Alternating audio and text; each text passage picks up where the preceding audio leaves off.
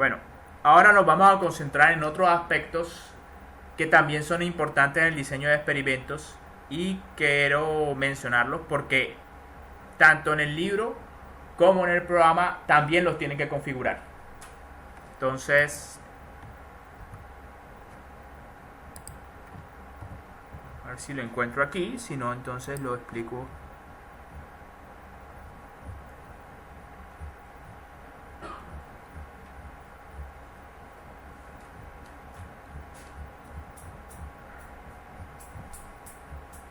Bueno, aquí está. Esos otros conceptos que son relevantes en un experimento para que sea un experimento son definitivamente las réplicas. Como el nombre lo indica, es un experimento, por así decirlo, repetido. Vamos a poner el caso con el de las sopas, que es lo más sencillo que se puede hacer. Nuevamente estamos hablando de sopa, ¿no? Sopa de costilla. Y para entender ese concepto, entonces simplemente vamos a hablar de una sola entrada. Sí, los experimentos pueden ser tan sencillos como un proceso y lo único que quieras estudiar de él sea una sola entrada. En este caso vamos a hablar de la...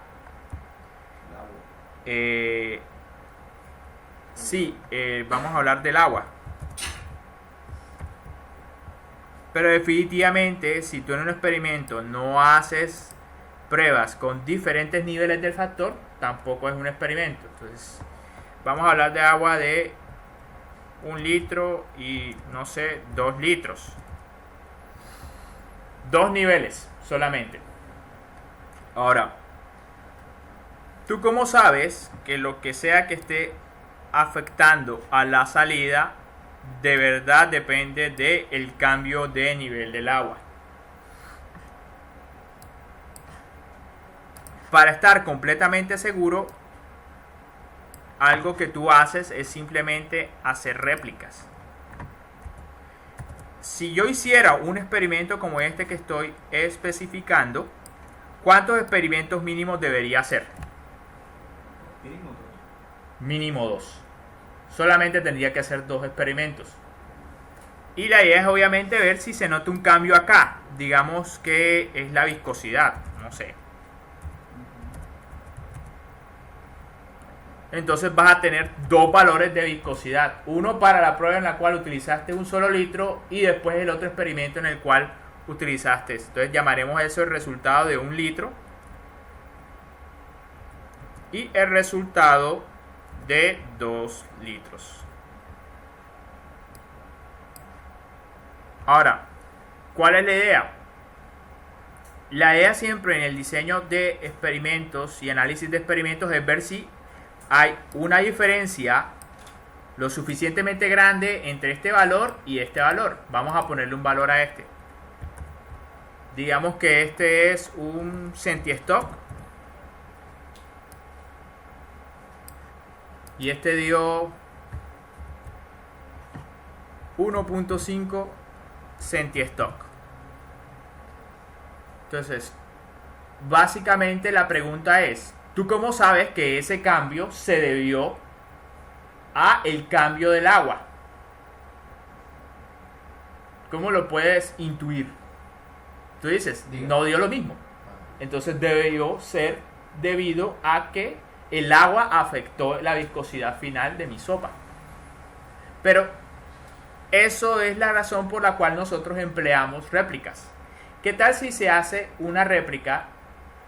Vamos a decir que este es el experimento replicado, lo que voy a colocar en la parte de abajo.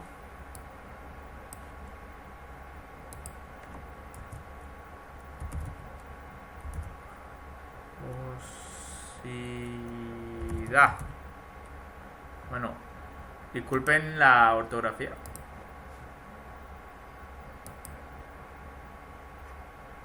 Vamos a hacer más grande esto.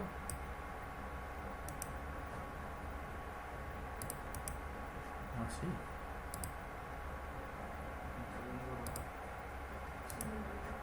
Viscosidad, ahí está.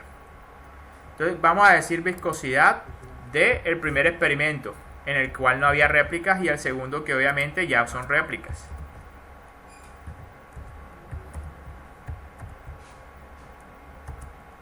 Y resulta que me dan estos resultados. R1L me da 1.5 centistock.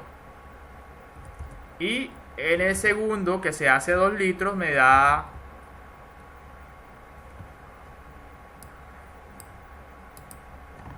1.3 centistock.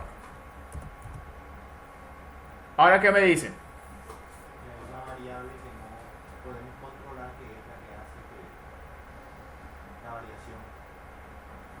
Exacto. Por más que tú te esfuerces en replicar un experimento, habrán variables que de pronto no has contemplado que pueden terminar afectando eso. Por ejemplo, no sé, la presión atmosférica o la temperatura de la atmósfera. Incluso los sentimientos del cocinero. Fue el mismo cocinero, pero lo dejó la novia o el novio. Y entonces el resultado pudo haber sido influido por eso. Hacemos réplicas para medir algo llamado error natural del proceso. Y para saber si de verdad los cambios en los factores de entrada, estos señores, me están afectando mi salida, tengo que hacer una comparación entre ese error natural del proceso y el error ocasionado por el cambio de factor, de nivel del factor. ¿Sí me explico? De pronto no es tan sencillo de entender, pero si lo ven como una especie de desviación estándar, por más que tú te esfuerces a replicar un experimento, siempre no te va a dar lo mismo. Entonces, las réplicas lo hacemos para ver qué tanto puede variar normalmente si en teoría no cambio nada.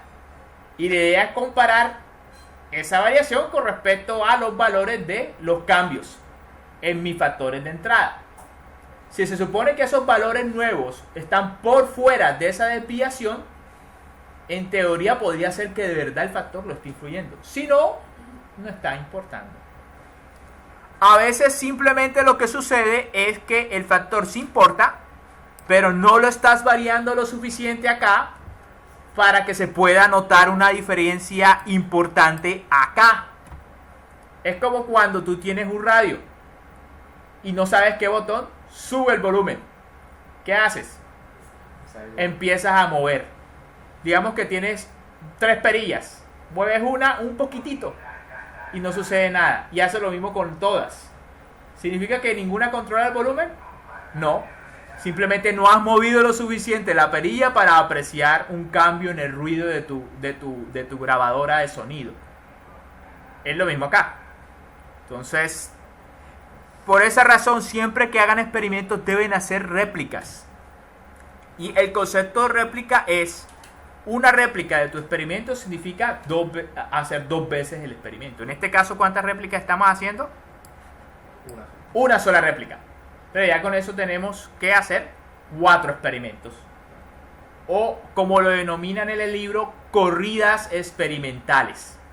Cada uno de esos mini experimentos en el cual modificamos un factor se llama corrida experimental. Bueno, hay otra cosa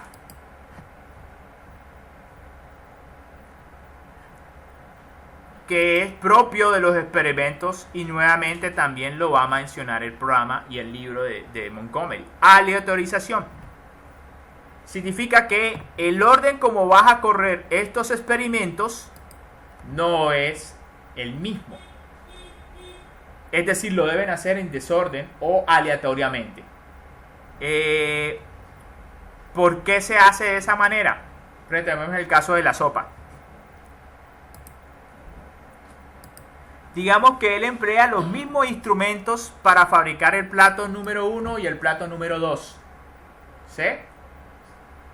Pero si lo haces en un orden específico, primero preparas con 1 litro y después preparas los 2 litros con los mismos instrumentos, puede ser que esos instrumentos estén imbuidos o ensuciados de los restos de la anterior prueba. Y eso termina influenciando la subsiguiente prueba.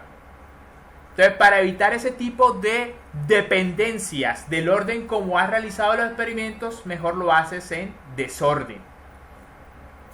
Aunque eso es bastante opcional y dependiente de las condiciones que estés trabajando. Pero es lo que siempre recomiendan en los experimentos, y de hecho el mismo programa tiene una herramienta para aleatorizar las corridas experimentales de tal manera que lo corras en desorden. Estamos aquí, aleatorización. Y formación de bloques es otro aspecto que puedes emplear, por ejemplo, para descartar la influencia de efectos anómalos. Por ejemplo, en el caso de ese, digamos que no puedes controlar el de la sopa, nuevamente, no puedes controlar qué cocinero va a hacer esto. Entonces, una manera es simplemente incluir como una especie de factor extra el cocinero.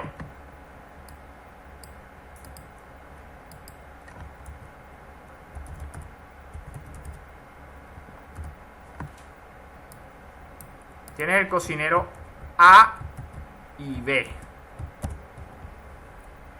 ¿Cuál es la idea de formar esos bloques? Que el cocinero A haga los dos casos y el cocinero B haga los dos casos. De esa manera cada bloque o cada cocinero está uniforme. ¿Por qué?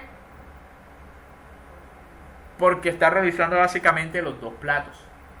Y al dejarlo de esa manera, también puedes analizar si hay una influencia del cocinero en los resultados que estás obteniendo acá. Eso es lo que se llama formación de bloques.